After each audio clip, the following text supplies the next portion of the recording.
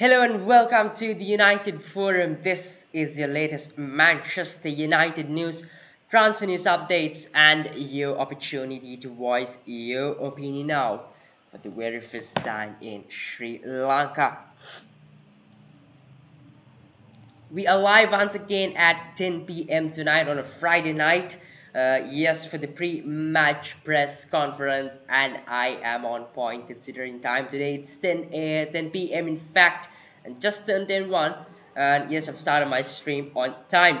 Ralph Rangnick's pre-match press conference, a good week down the Champions League way as well. A 1-1 draw to Atletico Madrid at the Metropolitano Stadium. Yes, a poor first half, a decent second half, an important result for Manchester United. We move on to Old Trafford and hopefully we pull it off there. Considering that apart, in fact, considering Ralph Rangnick's pre-match press conference, it was a very short pre-match press conference, and out of all the pre-match press conferences Ralph Rangnick has had, this was not his best. I think it is because of the current situation in the world as well. And no, I'm not talking about COVID this time. It's the war between Russia and Ukraine is why I think the journalists are a little not very up to standards, you could say, considering the questions that have been asked and considering the pre-match press conference. I think at all. I think most importantly, yes, it is also in a way to show us that football comes second when you take matters as such into hand. But definitely, football will go on. The Premier League will go on. It's a very saddening situation in the world right now. It's between Russia and Ukraine for now. You never know what will happen later on. Hopefully, this doesn't go on for long. Hopefully, things come to settlement, things come to agreement. As I think, in my opinion, about the current situation, as politicians, as leaders of the world, these people should have better ways of settling such things rather than opting for war. But it is not what we think it is. It is going in worse ways than what we wanted to, what we actually wanted. But yeah, hopefully things will settle down. People are praying, people losing lives, loved ones have been taken apart from each other, distanced, in fact, and it's not the most pleasant of situations. But let's get back to the pre-match press conference. Like I told you, not the best of pre-match press conferences, considering Ralph Rangnick and Manchester United as well. I'm not quite sure how the other press conferences did go considering other Premier League teams, but considering Manchester United and Ralph Rangnick, it was not the best of pre-match press conferences. A rather short one, just 5 questions asked as well, and very boring questions. Yeah, don't mind me trying to kill that mosquito there, so excuse me. So let's start off straight away with the first question that was asked from Ralph Rangnick. And the first question that was asked from Ralph Rangnick is about, in fact, the movement of the UEFA Champions League final and the situation, and what he thinks about the situation. So, if you don't know, the UEFA Champions League final has been moved from St. Petersburg, Russia, to France, and that is where it has been decided to host at the moment as well. So, hopefully, it is there. Anyway, it's moved from St. Petersburg, that is what is confirmed. And about the situation was what Ralph Rangnick was asked. The question was further extended, and Ralph Rangnick was asked about Arsenal's result against Wolves, playing, in fact, making the top 4 position much more difficult for us, and how important is a win tomorrow for Manchester United. So what Ralph Rangnick did have to say is, pardon, the situation is desperately sad. Everybody will think similarly about that. It's just an incredible situation that we have a kind of war in Europe. Therefore, the decision UEFA took was inevitable and was the right decision. This was about the UEFA Champions League final moving from St. Petersburg. About the Watford game, he said, in fact, on Watford and about this Arsenal situation, in in fact, about Arsenal's win and how important a win against Watford is, what Ralph Rangnick did have to say is it is a very important game, but this is the case with almost every fixture. We have to keep the momentum against Watford and then be ready for the upcoming games afterwards. We are fully aware we have to win the game tomorrow, was what Ralph Rangnick did have to say. I think considering Spurs still do have a chance to get into the top four. Yes, they've bottled two games in hand. They have two more games in hand. I think they can come level on points with us if I'm not wrong. So I think Spurs are still very much in the race just in case United drop in form. But Spurs aside, Arsenal are way more in the game than Manchester United and Spurs for the top four race. I think Arsenal have, you could say, one hand on top four. Let's just have a look at the points table. So to give me a moment. So to give you the points table, Manchester United are currently on fourth at 46 points. Arsenal, with two games in hand, are at 45 points. West Ham United on 42. With the equal number of games Manchester United have played. Wolves with one game in hand at 40 points.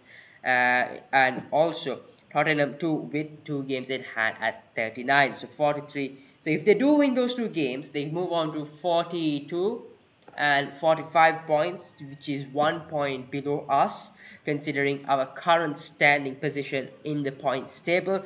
So anything can happen. I think they are in the race yet, you could say, but Arsenal are very much in the top four race, and you could say at this moment of time, at this present time in the points table, they have one on top for one hand on top for, because with two games in hand they are only a point below us. So this top four race at the moment is very much out of our hand. In fact, we have got to win every game we've got, but even if we do win every game we've got, Arsenal have two games in hand, and if they do win one of those two games, they move above us. So Arsenal are a funny side. Today they look like they are back. Tomorrow they look like they are not. So you never know what will happen with Arsenal. Unpredictable.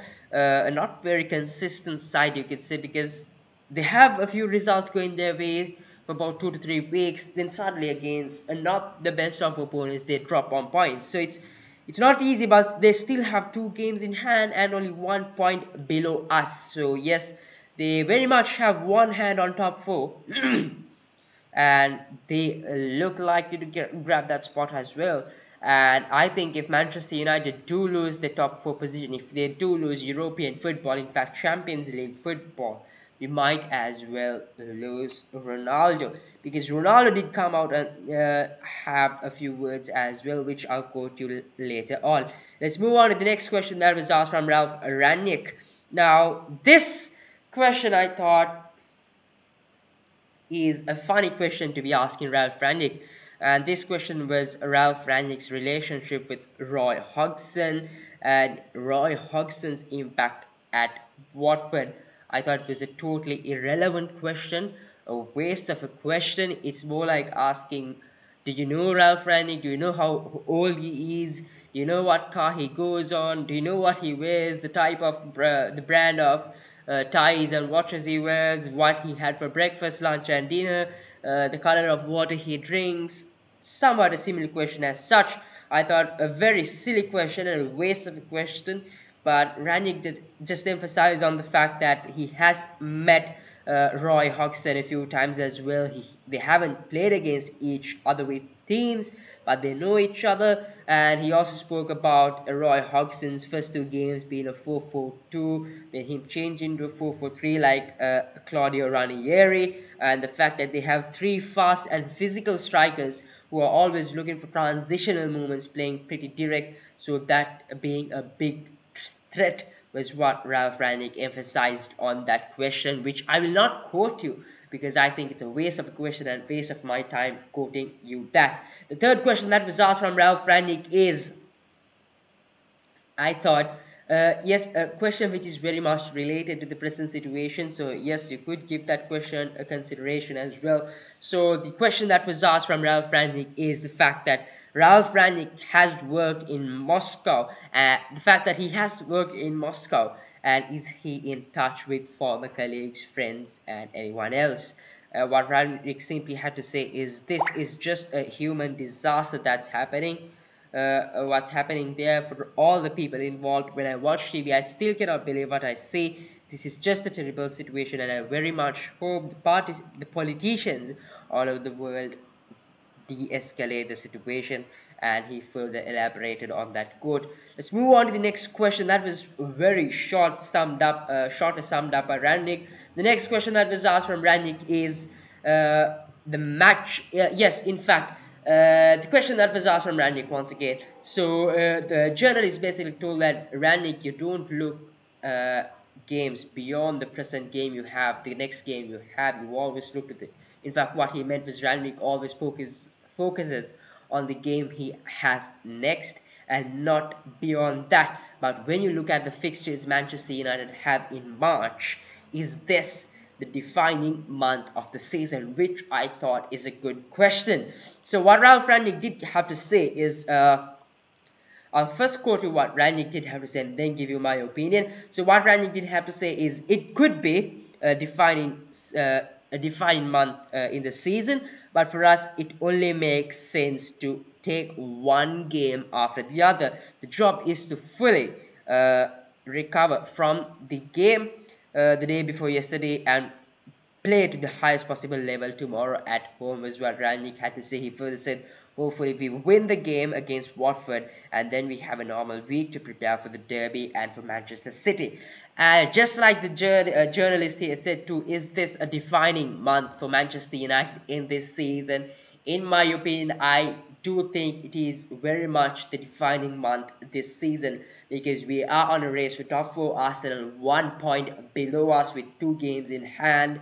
The fixtures in March are the tough fixtures once again, like we had early on in the season. I can't remember which month specifically, but there was a month where we did have City, Liverpool, Chelsea, and a few tough Champions League fixtures as well. In fact, not tough, a few other fixtures. I'm not quite sure what those fixtures were. And this month of March is also turning out to be a month as such, where we are having a tough set of fixtures to start off with Manchester City. And if you do go on to see the fixtures after that, Manchester United take on, on the 6th of March, we take on Manchester City, which is the Manchester Derby a week after the Watford game, so a good week's break for the players. Later on, we move on to the 12th of March, which is 6 days after that, against Spurs, which I think is also a tough game considering now they have Antonio Conte. I think anything could happen, though they have been in a slight dip of form.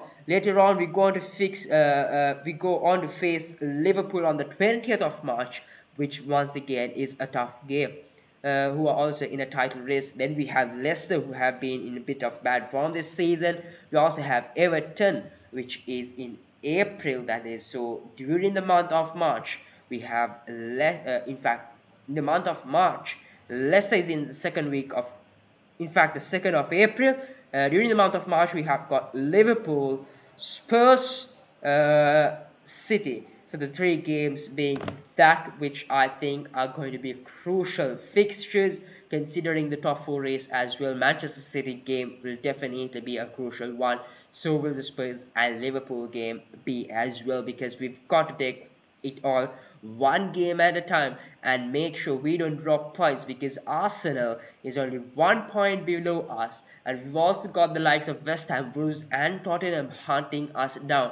And if we do lose 3 points each from those 3 games, that is 9 points. We lose 9 points, and definitely the other 3 teams can catch us up as well. So I expect at least 5 points from these 3 fixtures, that is City, Spurs, and Liverpool. I do think we can also go for 3 points against City, so maybe at least 3, 6, 7 points within those 3 fixtures to be on the safe side. That was my opinion on that question as well. And the final question of the pre-match press conference. I'm sorry that happened there. So the final question that was asked from Ralph Rangnick is, why did United play as they did against Atletico Madrid, especially that first half being a poor performance, and about Anthony Elanga's chant. Rannick was asked, considering the fact that its origin is also from Germany. Now, what Rannick did have to say is, yes, I know Elanga's chant, that is, everyone could hear that song, Rhythm is a Dancer. Yes, I know that song, it's nice. But the boy, and it shows how creative our supporters are. He also said, I also must say, although all the headlines were quite logically in his favor, it was not only him, which I totally agree with Ranić. I think it's fair of him to say this as well, and quite nice of him to see him, quite nice of him to give credit to the other players who did play a crucial role in that game goal we scored as well. In the second half, we changed the momentum, we regrouped the whole team, and it was not only him but the other subs, including Matic, who helped. Randy Costa says, in the first half, we were too cautious in possession, too passive, too static, and we made it in the first 45 minutes too easy for Atletico to put pressure on us. That's why we only had a few of the moments that we could challenge them at the back. Rannick also said this changed in the second half, and that was one of the major reasons why we were able to equalize. At the end, with 5-10 minutes more to play, we might have won the game, which was what Rannick had to say, in fact, which I very much agree. Disappointed with the first half, in my opinion, as well. I did not expect us to go with a back five. Definitely did not expect Fred to start. I thought, in fact, it could have been Matic who would start, considering we need more control and considering our opponents as well. So, but yes, maybe Matic can't take 90 minutes on. And we went with two strikers up front in Rashford and Ronaldo early on, which later did change. Apart from that, the game as a whole, poor first half, decent second half, crucial goal, a team-worked goal, you could say. Started off with Matic, Fred, Ronaldo, Bruno, and then Elanga. Not the best of performance, but definitely an important win. On to the second leg we move. We've got to bag points on that in order to move to the next round of the UEFA Champions League. Champions League aside, Premier League, a crucial game coming up in Watford tomorrow at 8 p.m. if I'm not wrong. Let me have a look at that. So yes, it is at 8:30 p.m. tomorrow. Manchester United take on Watford, an important game. I know it was not the most interesting of podcasts, in fact, episodes as well, since it was not the best of pre-match press conferences as well, considering the current situation in the country, in the world, you could say. But I've got a few quotes for you. So Jadon Sancho has come out and spoken on out about Ronaldo. Now, what Sancho did have to say on Ronaldo is quite pleasing to say, brings a smile to your face as well. So, what Sancho did have to say is, it's great to play next to what people call the GOAT. When he, that is Ronaldo, first came into the dressing room, I was stunned. I couldn't believe I was actually going to be playing alongside him. To have him around is fantastic. He's a great player, a great guy, and he always wants to win. For younger players, I rephrase that, for younger players, he's always making us learn new things, telling us what to do and how to do things that make us better. I really appreciate him for that. He also says, the movement, how to beat the player, being in the right positions when the midfield have the ball, just being aware of what's going on. He's been in the game for so long, he has that experience of how to beat players and know where to be at the right time, like when the ball is being delivered. He also says, yeah, he's just a magician, is what Jadon Sancho says. So definitely positives from the youngsters at Manchester United, considering Jadon Sancho as well on Ronaldo's arrival. A lot of people criticizing Ronaldo as well, saying that he has been the problem at Manchester United, but definitely doesn't seem like it is. Definitely seems like Ronaldo is definitely a positive to Manchester United and seems to be doing a great job at Manchester United. I think definitely he also came out and did speak out as well. So let me quote you what Ronaldo did have to say on his future. What Ronaldo did say is, here we go. It's hard to say that I don't want more because if I'm at the club that gives me the opportunity to win more things, why not? I know I don't have many years left playing 4 or 5 more. We'll see, and I want to win more things. He also says the facts are the facts. The rest doesn't matter at all. That's all. In fact, that's why I'm here, happy with my form. I'm still scoring goals, helping both in the national team and Manchester United, and that is why I want to continue like this, which I definitely agree. I think it is him why we are in the Champions League as well. Crucial goals, important cameos, and has been a huge part of Manchester United this season, considering our lack of form. Did get Ole Gunnar Solskjaer out of that, you could say, whole he was bad form. In fact, you could say trouble he was early on as well, and very important in the Champions League for Manchester United. And I think it is because of him that Manchester United today are in the round of 16. You excuse me. Let's move on to the predicted lineups and scores. So do send in your predictions on the live chat comment section, and if you do get them right, I'll give you a shout out the next show, and also our social pages, which is on Instagram. So this is my, I wouldn't say predicted 11, I would say preferred 11. As you can see, Anthony Elanga on the right, Jadon Sancho, Anthony Elanga on the left, rather Sancho on the right, Ronaldo up front, Cavani is out. Just to give you an update on team news, Edinson Cavani is out. He is yet out, and he is still out. And yes, Scott McTominay is also out due to illness. So my preferred 11, I would say, rather than predicted, is Anthony Elanga on the left, Ronaldo on the right, Ronaldo up front, Sancho on the right, Pogba, Bruno Fernandes, and Matic holding that midfield. Alex Telles, Rafael Varane, Victor Lindelof, and Diogo Dalot on defense, and as usual, David De Gea, the captain. Now, my predicted 11 would be Luke Shaw on the left. I think Harry Maguire will play instead of Victor Lindelof. I would be surprised, but would love to see Lindelof start. But since Maguire is the captain, I think he would start for United. Dalot on the left, on the right as usual. I think Fred would play holding that midfield instead of Matic, because I'm not quite sure if Matic is fit enough to play this game, considering he did have a few minutes onto his legs. He is aging, so maybe half an hour he could start if he does start, but I expect to see Fred starting instead of Matic.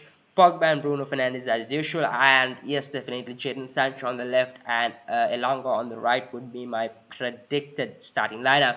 My predicted score would be 3-1, and unfortunately, if I do get this right, I can't give a shout out myself. So do send in your predictions on the live chat and as well. And if you are new to the channel, do give us a subscribe, smash a like on the video, follow us on our socials on Instagram at the United Forum. There you go, that is the username as well. You can also go head out to the description to find out our link to our Instagram page for your latest Manchester United updates. That's pretty much it for tonight's show. You will live at 10 p.m. for the pre-match press conference reaction, and I hope to see you on Sunday for the for the match reaction and player ratings. And until I see you on Sunday, have a blessed weekend and a good night. This is the United Forum.